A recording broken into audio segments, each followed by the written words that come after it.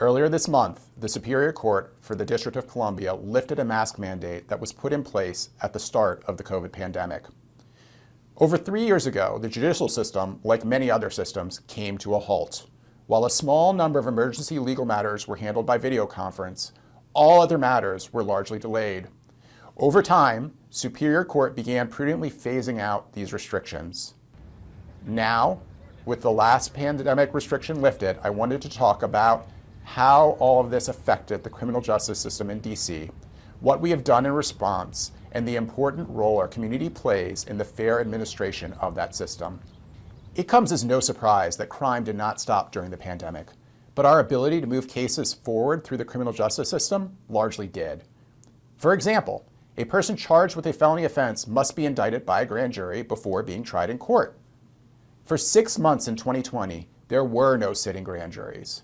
For another year, grand juries operated at about 25% of their pre-pandemic capacity.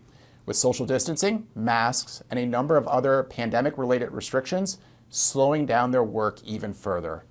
The result? The number of felony cases pending indictments skyrocketed. For a year and a half, there were very few court hearings in felony cases unless an individual was detained, and there were no jury trials at all for more than a year. Defendants, victims, and their families had their day in court delayed. As we emerged from the pandemic, our office faced the daunting and unprecedented task of ensuring every case in the backlog was handled justly while keeping up with the new arrests happening every day. With the help of the Metropolitan Police Department and other law enforcement agencies, our prosecutors worked at an unprecedented pace to address the backlog while treating each case fairly and impartially and ensuring we prioritize cases that most impacted public safety.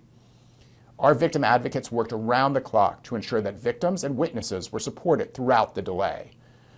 By the end of 2022, the number of felony cases pending in DC Superior Court finally returned to pre-pandemic levels. Since the start of the pandemic, our office has secured more than 1,300 indictments and well over 3,000 guilty pleas in felony cases. Despite this progress, there remains an unprecedented number of homicide cases awaiting trial, almost 2/3 more than pre-pandemic levels. We are committed to addressing this challenge with the help of our criminal justice system partners. DC Superior Court recently expanded capacity to handle more trials, and last month, we simultaneously tried 5 different homicide cases. But trials require jurors, which leads to my request of you. When you receive a summons for jury duty, we need you to appear. I myself was called and reported earlier this year. I know that many of you have served already, including during the height of the pandemic, and we thank you for your service. I know it can be difficult to serve on a jury, but it is one of the most important civic duties we have as citizens. We are committed to not just getting back our district to where we were before the pandemic, but also improving it. We can only get there, though, with your help and the help of our fellow DC residents.